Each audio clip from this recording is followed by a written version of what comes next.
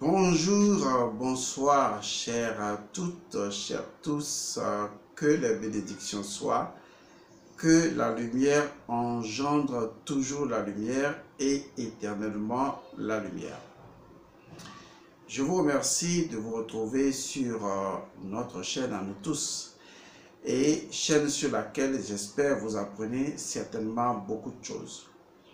Aujourd'hui, je voudrais partager avec vous l'un des secrets ou l'un des aspects cachés de ce qu'on appelle souvent les jours épagomènes, qui sont des jours réservés, qui sont les 5 jours naturellement réservés à des divinités de l'Égypte antique. Souvent, ces jours sont appelés les 5 jours complémentaires aux 360 jours.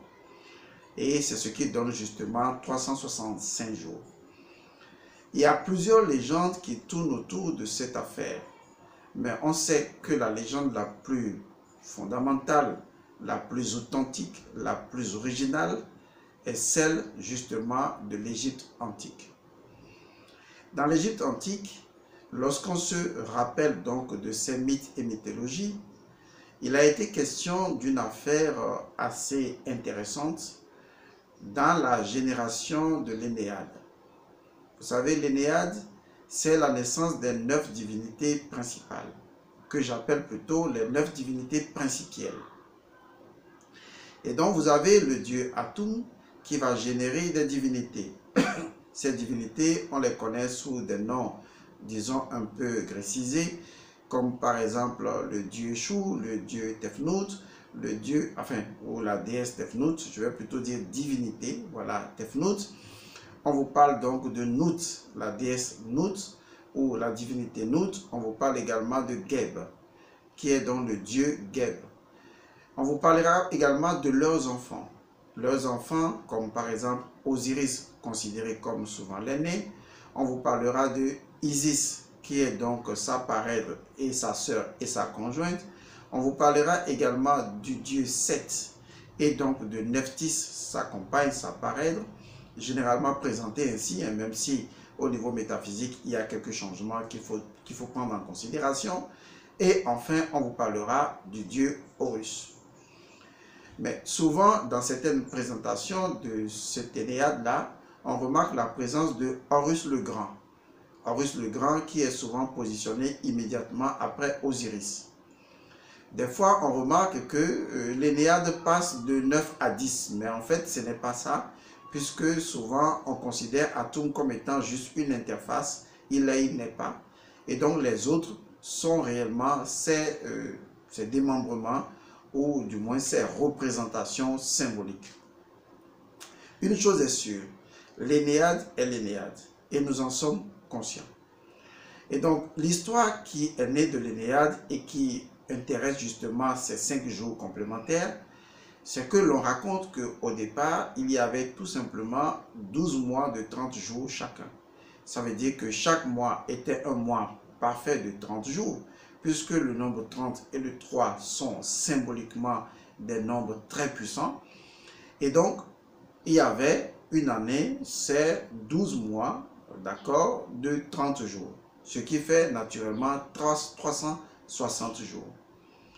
Et donc, on explique à travers ces mythes, pour justifier le fait qu'on soit passé à 365 jours, on explique cela par une histoire assez intéressante. Il faut remarquer que là où il y a le nombre 12, c'est un accomplissement parfait, parfait, et tout est parfait, tout est accompli, d'accord?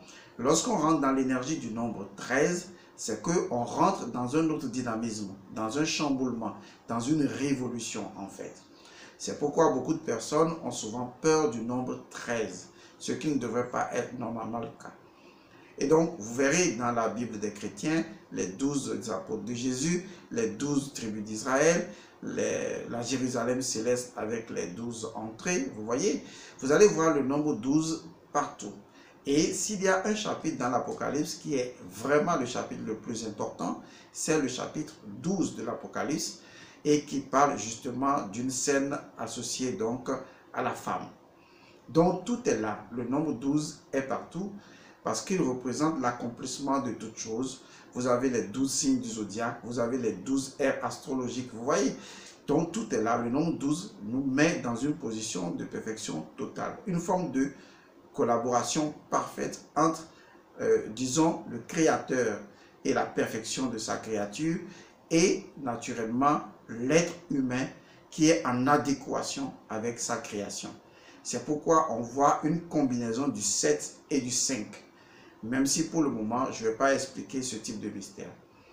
Je me rappelle quand je faisais une vidéo qui se trouve sur ma seconde chaîne, Elmancio Godson Akukaika, où j'ai parlé justement du secret de Noé.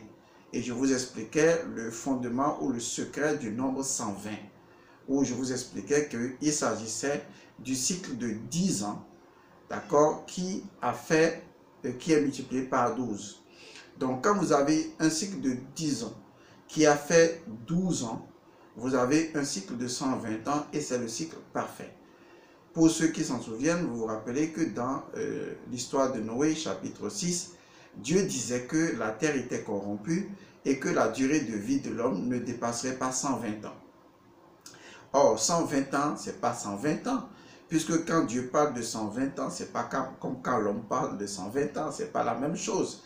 Ce qui veut dire qu'en fait, quand on parle de 120 ou même de 120 ans, on nous parle d'un cycle. Et ce cycle-là n'est pas à comprendre avec une durée d'une année humaine. L'autre chose qui est apparue encore plus extraordinaire, c'est quand on va dans Actes des Apôtres. Vous savez, dans Actes des Apôtres, Jésus est parti, je crois que c'est Actes des Apôtres 1, chapitre 1, verset 15. Lorsque les disciples étaient réunis, et ils attendaient donc que le Saint-Esprit agisse, la Bible explique précisément, je crois au verset 15, si je me trompe, pardonnez-moi, mais je crois que c'est Actes des Apôtres 1, verset 15, la Bible dit précisément que eux tous qui étaient réunis, en plus des 12, puisque le Judas a été remplacé par un autre disciple, en plus des 12, ils étaient au nombre de 120. Vous voyez, c'est bizarre. C'est bizarre qu'à la mort de Jésus-Christ, pour une nouvelle révélation où de nouvelles personnes vont répandre le message, comme une nouvelle naissance du monde, on a 120 personnes réunies. De la même façon, dans l'Ancien Testament, avec l'histoire de Noé, 6e chapitre, c'est toujours une histoire apocalyptique, cataclysmique, et bien on remarque qu'on nous parle toujours de ce 120.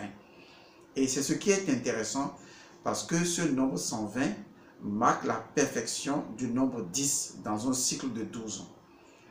Et c'est ça qui m'a ramené justement à aller montrer aux gens dans cette vidéo. Je vous invite à suivre cette vidéo sur ma seconde chaîne, je vais mettre le lien en bas, où j'ai expliqué clairement que, en fait, pour comprendre le chiffre 120 ou le nombre 120, il faut forcément retourner à l'Égypte antique. Parce que dans l'Égypte antique, l'Égyptien ancien écrivait le nombre 10 d'une manière précise. Il traçait un genre de dôme pour dire que c'est ça le 10. Mais les gens ne comprenaient pas qu'en fait, ce que les gens appelaient l'anse de panier, ouais, anse, c'est comme un crochet, anse de panier. En fait, l'image de l'anse de panier, telle que vous trouverez cela dans cette vidéo-là que j'ai montrée, est tellement si parfaite qu'il ne s'agit pas d'un simple tracé. Et donc, je suis remonté dans cette vidéo, vous allez voir que c'est très intéressant, je suis remonté à la géométrie de l'anse du panier. Parce qu'il y a une géométrie qui permet de concevoir l'anse du panier. Et on s'est rendu compte que cette géométrie est la même géométrie qui a permis de faire la création de l'univers. Et donc, la géométrie de l'anse du panier, une anse du panier, est une géométrie de la création de l'univers. Et si vous voyez donc Noé avec son affaire bizarre de l'arche, vous voyez l'arche arca, qui représente justement l'anse du panier et la géométrie de l'anse du panier, et bien Dieu donnait à Noé des mesures précises. 300 coudées par-ci, 50 coudées par-là, vous voyez, 30 coudées par-là. Et quand on fait l'addition, vous voyez, je ne me rappelle plus du test, mais vous pouvez aller lire, où on fait l'addition de 300 coudées, de 50 coudées et de 30 coudées, ben c'est très simple. On se retrouve à faire l'addition de 3 et de 5, ce qui donne 8, et de 3 encore, ce qui donne 11. Et vous allez me dire, mais ça ne donne pas 12. Vous vous trompez. Si vous lisez le verset suivant, Dieu dit, et tu parachèveras le sommet avec une coudée. Vous voyez, c'est extraordinaire. On a encore 12, exactement. Parce que 12 représente quand même ce qui synthétise la relation parfaite entre les 7 jours de la création qui représentent la perfection de Dieu et les 5 jours ou le 5 qui représente l'homme étoilé, l'homme déployé dans la plénitude de sa conscience. Les deux s'associant, ça ferait une création parfaite. Je vous parlerai du nombre 12 plus tard, mais ce qui m'intéresse aujourd'hui, c'est vous montrer jusqu'à quel point il est important de savoir lire les Écritures autrement. Et revenant donc à ce que je disais, les 5 jours, et qui sont les 5 jours dits additifs aux 360 jours. 360 jours, comprenez bien qu'il s'agit naturellement de 12 qui est là. 12 et de 30. Donc nous avons 12 mois de 30 jours. Et là, on a justement 360. Et l'Égyptien a fabriqué un mythe pour dire d'où sont venus les 5 jours complémentaires, qui sont appelés des jours de malheur et de désolation. Dans les légendes égyptiennes, c'est ainsi qu'on les appelle, des jours de malheur, des jours de malédiction. Mais en fait, il ne s'agit pas de jours de malédiction, ces jours épagomènes, ce ne sont pas des jours de malédiction ni de désolation. En fait, la légende est claire. La légende raconte que lorsque le dieu Chou et la déesse Tefnut donnaient naissance donc à Nout et à Geb, les deux étaient déjà entrelacés depuis le ventre de leur mère. Et donc, même nés, les deux étaient collés ensemble. Leur amour était si puissant que Nout, la déesse du ciel, et Geb, le dieu de la terre, étaient très unis. Et cela posait un problème au dieu Atum. C'est une façon de parler, on est en mythe, d'accord? Cela posait un problème au dieu Atum qui s'est dit, mais comment je vais résoudre ça? Parce que s'il ne résout pas ça, la création ne peut pas continuer et le néant ne peut pas atteindre son point culminant. Il a besoin que le néant atteigne son point culminant. Parce que le secret du nombre 9 est très profond. Alors Atum va instruire le dieu Chou, qui est le dieu de l'air et également le dieu de la vie, de l'encre, de la croix de vie. Il va l'instruire en lui disant, eh bien, va me régler ce problème. Et c'est là que vous allez voir les bras de Chou, vous voyez, comme ça, qui ne sont pas loin du bras de Ka, qui représente également la vitalité, la similitude des proches. Et donc, le dieu Chou va venir et il va séparer les deux. C'est l'espace qui existe entre les deux qui constitue notre espace de vie. Donc, cette séparation entre les deux a créé la vie des hommes. Il faut comprendre ça.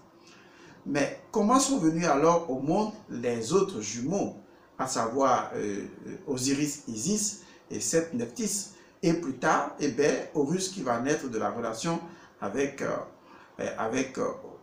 entre Osiris et Isis.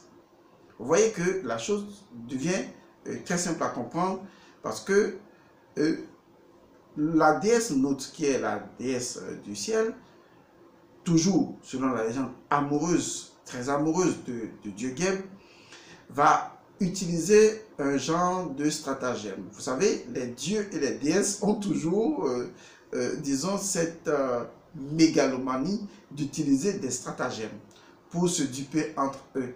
Mais ce n'est pas de la duperie, mais c'est de la permission pour nous permettre de voir comment les principes passent d'un courant d'énergie à un autre courant d'énergie. J'adore ça. Parce que quand vous comprenez la façon dont le schéma scientifico-métaphysique de l'univers marche, tout est clair pour vous. Et donc, qu'est-ce qui va se passer? C'est intéressant ces histoires qui sont profondes. Je me rappelle, ma grand-mère m'a raconté toujours. Elle m'a raconté toujours des histoires de jumeaux. Toujours des histoires de jumeaux. Un jumeau légitime et un illégitime. C'était extraordinaire. Quand j'ai commencé à grandir et que j'ai remarqué cela dans l'histoire de Osiris et de Seth, ou même de Horus et de Seth, j'ai dit, waouh, c'est ce que ma grand-mère me racontait. Naga me racontait, Elisabeth me racontait, parce qu'elle me disait toujours, oui, je vais te raconter une histoire. Il y a deux femmes qui ont épousé un homme. Le monsieur est mort. Il y a une femme qui est mariée au monsieur, l'autre est celle qui est venue après. Et chacun a donné naissance à un enfant. Vous voyez, c'est extraordinaire. Elle avait toujours cette façon de raconter l'histoire. Et que le premier enfant était très poli, très correct. Un jour, en se promenant, il voit un vieillard qui n'arrivait pas à marcher. Il aide le vieillard à marcher. En se promenant, il voit une femme qui était couverte de plaies par son dos. Et la femme dit, viens me gratter le dos, mon fils. Et le garçon s'approche, oh maman, qu'est-ce qui vous a fait si tant mal? Laissez-moi vous aider. Et gratte. Et justement, en partant, la vieille mère bénit justement l'enfant. Or, toutes ces étapes-là, c'était des étapes initiatiques. Et elle a raconté, il y avait au moins 7 personnes que le jeune homme rencontrait. Et finalement, le jeune homme rencontrait une dernière personne qui, selon moi, est Thoth ou Djéouti. Et la dernière personne lui dit, vraiment, tu as bien agi tout au long, je te remets ces 3 vases. Et arrivé à la maison, tu briseras chaque vase. Et tu auras les choses que tu découvriras. Et donc, quand il rentre, il brise la première vase, il trouve de la richesse, brise la deuxième vase, il trouve des choses, troisième, et il devient heureux. Et cela amenait la deuxième femme à devenir jalouse, en disant à son fils, tu as vu comment les autres ont fait, va, fais la même chose. Il envoie le fils, mais quand le fils prend le chemin, il fait tout le contraire de la marde. Qu'est-ce que le fils fait? Il rencontre le vieillard qui ne peut pas se déplacer. Le vieillard dit, viens m'aider mon fils. Il dit, vous là, vous ne pouvez pas vous aider vous-même. Quand vous faites tout ce que vous voulez dans la vie, après vous vieillissez, vous voulez nous déranger, nous. Fous-moi la paix. Et il voit la vieille dame. Il dit, viens me gratter le dos, regarde-moi mon dos, mon fils. Et il dit, que tu es sale, que tu pues, oh, toutes ces plaies-là. En tout cas, indique-moi moi le chemin, moi je n'ai pas ton temps. Vous voyez, il y avait de ces histoires qu'elle me racontait, ça me revenait tellement à l'esprit, c'était beau. Hein?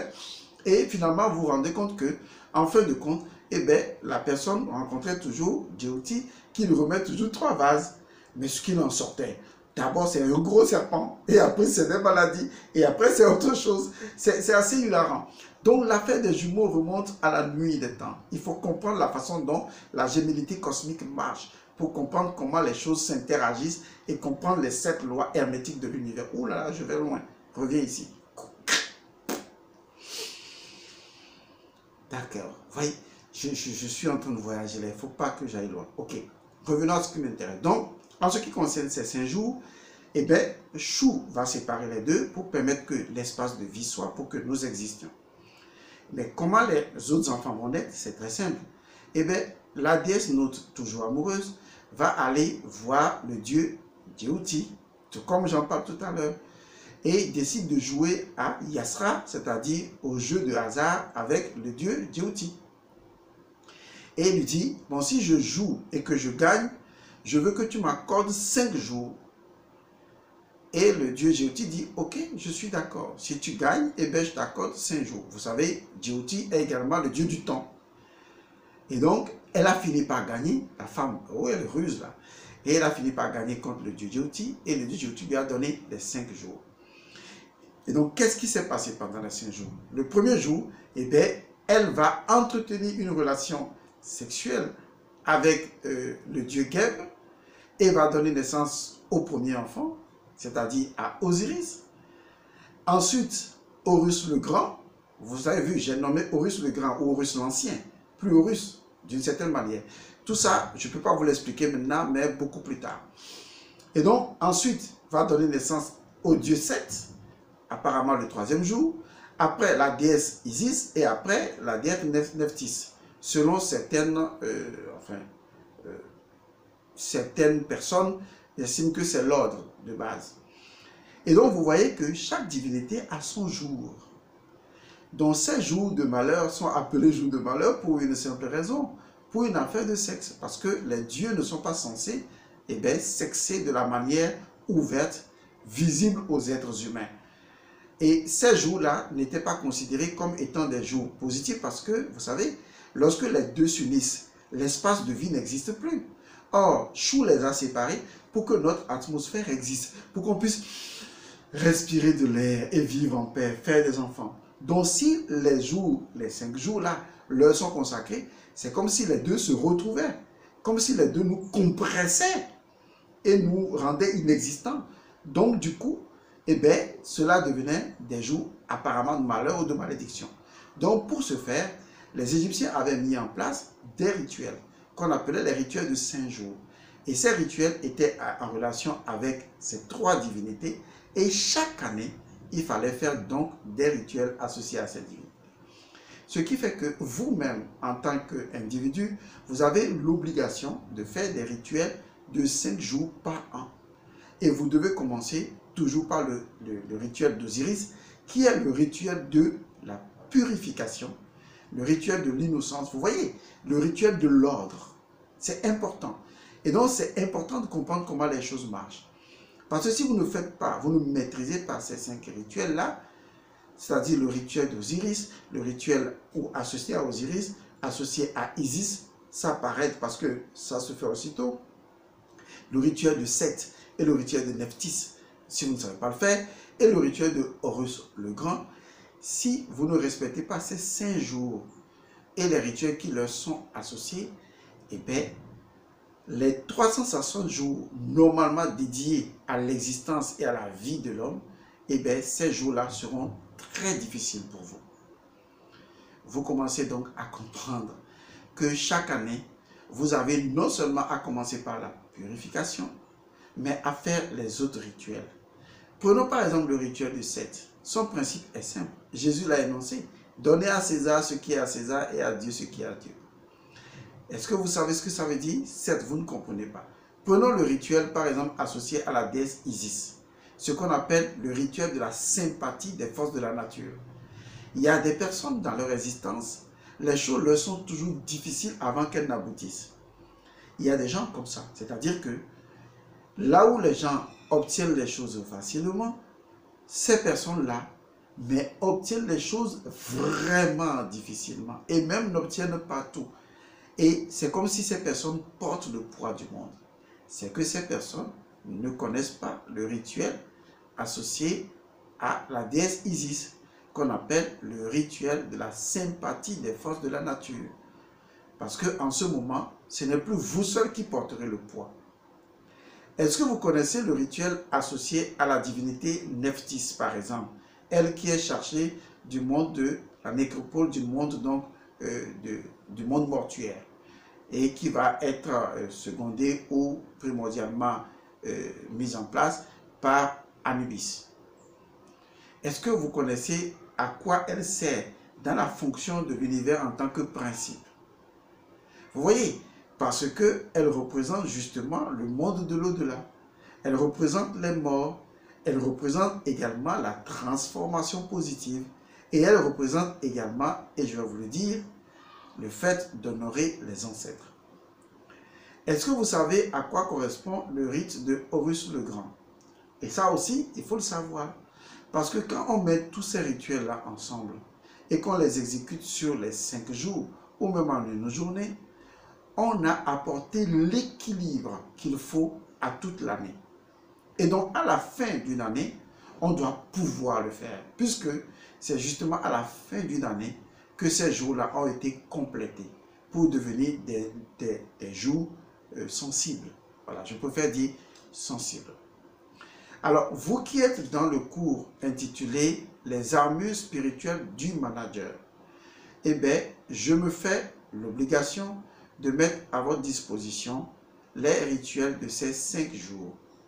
Pourquoi? Simplement parce que, étant donné que vous gérez des entreprises, vous voyez, et que vous avez la responsabilité de gérer des entreprises, vous devez, à la fin de chaque année, faire les rituels de 5 jours, et pour vous, et aussi, naturellement, pour votre entreprise, pour que les choses marchent bien pour vous.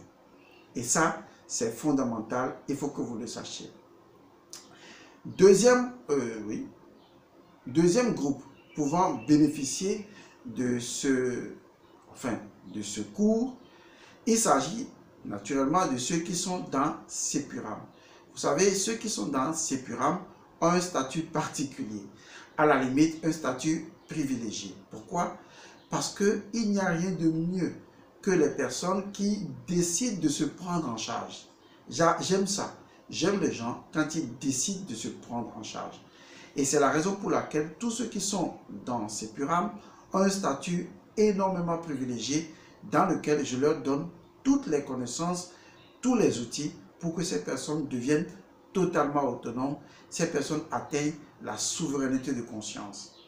L'autonomie intérieure et la souveraineté de conscience. Vous voyez, c'est ça qui est important, c'est ça qui est intéressant. Donc, vous, de ces purames, vous bénéficiez également de ces rituels. Eh bien, déjà en premier lieu, vous aurez l'introduction de ce rituel et vous aurez les rituels associés donc à Osiris et à Isis. Et quand je parle d'Osiris et d'Isis, je parle des principes. Faute de les nommer autrement, je les nomme.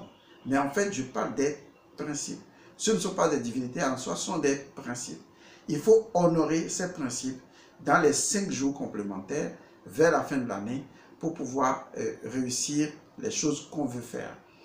Parce que si vous ne savez pas mettre chaque chose à sa place, selon le principe d'Osiris, vous n'obtiendrez rien. Osiris représente l'ordre dans toute la création. Osiris est le macrocosme et le microcosme. Il est l'ordre, il est le cosmos. Vous voyez, il est important de comprendre que ce qu'on appelle l'ordre, c'est mettre chaque chose à sa place. Et chaque chose doit être à sa place, principiellement parlant, parce que la chose ne peut pas être autre chose ou ailleurs qu'à sa place, ni être ce qu'elle est.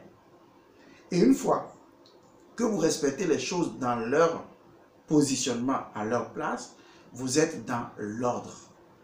Et donc, le rituel de la purification vous permet de retrouver l'ordre. L'ordre initial. L'ordre au cours duquel les choses retrouvent leur nature principe. Et donc, les énergies ne sont plus entremêlées, ni corrompues. Les choses retrouvent leur innocence. C'est pourquoi Osiris représente l'innocence et la transcendance. À travers la purification, on est connecté à tous les 3 mondes. Le monde souterrain, le monde intermédiaire et le monde céleste. Et on véhicule une énergie qui permet une connectivité fluide à travers ces 3 mondes. C'est ce que représente Osiris dans ces 3 aspects. Osiris la momie, Osiris en tant que Horus et Osiris juge des morts. Vous voyez, tout est parfait, tout est clair. Pour nos ancêtres, ils savaient associer à ces connaissances universelles les outils qu'il fallait pour que l'équilibre soit aussi bien dans la théorie que dans la pratique. Et ça, c'est des choses que vous devez maîtriser. Car il n'y a pour les ancêtres aucune différence entre la théorie et la pratique. Les deux constituent la science et naturellement la sagesse, ou la science et la spiritualité. Et les deux étaient combinés dans la tradition. La tradition est un mélange de science et de spiritualité. Si quelqu'un vous dit que la tradition n'est pas scientifique, la personne a menti. Parce que c'est l'expérience par l'observation et la répétition et la récurrence des lois qui ont permis à nos ancêtres justement de mettre en place des pratiques immortelles, des pratiques traditionnelles qui sont en harmonie avec la création. Maintenant, il faut savoir adapter à chaque ère les pratiques, car il y a ce qu'on appelle les principes premiers des choses et les choses elles-mêmes. Donc les pratiques peuvent changer de forme, mais les principes demeurent éternels. Et nos ancêtres avaient découvert ces principes. Ils ont découvert ces principes à partir du pourquoi des choses. Non pas d'abord du comment, du pourquoi des choses. Et c'est ça qui faisait justement leur force. C'est ces ancêtres égyptiens. Je vous remercie d'avoir suivi donc ce secret, le secret caché derrière ces jours, 10 jours en griffe maudit ou ce que vous voulez. Mais toujours est-il qu'on peut justement, en respectant les énergies associées à ces jours, on peut facilement créer un équilibre dans les 360 jours qui nous sont accordés à nous, êtres existants dans l'espace de Chou. Je vous remercie. Je vous retrouve dans une autre vidéo la prochaine fois. Que la bénédiction soit. Au revoir.